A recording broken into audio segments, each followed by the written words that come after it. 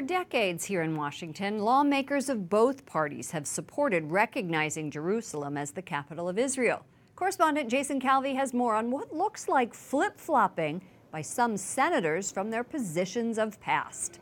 Good evening, Jason.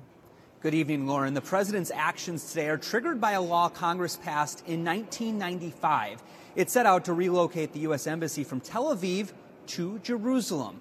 As recently as 6 months ago, the Senate voted to reaffirm that with 90 senators in favor, but now some Democrats are changing their tune. Senator Patrick Leahy of Vermont voted in June to reaffirm the Jerusalem Embassy Act of 1995. Today I asked him what he thinks now. I think it's a gross mistake. But you voted 6 months ago to uphold the Jerusalem Embassy Act. The act has, because you've always, from the beginning of that act, it's always been a waiver in there.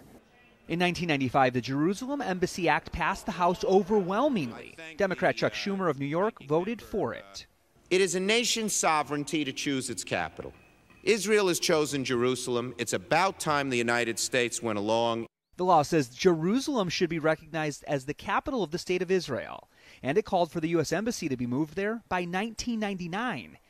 But the law also gives the president the power to waive that deadline 6 months at a time in order to protect national security interests, a step taken by Presidents Clinton, Bush, and Obama.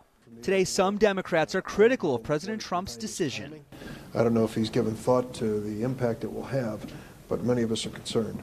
But Republican Senator Ted Cruz of Texas is commending the president and calling his decision historic. It's the right thing to do for Israel, and it's the right thing to do for the United States. Senator, are you worried this is going to lead to bloodshed, though? You know, if history has shown anything, it is that radical Islamic terrorists don't need an excuse to engage in violence and terrorism. Democratic leader Chuck Schumer tells the Weekly Standard he urged the president to make this decision. Other Democrats we spoke to, including Senator Ron Wyden of Oregon, also support the move. He tells us he always said the capital of Israel is Jerusalem. Lauren? Capitol Hill correspondent Jason Calvi. Thank you, Jason.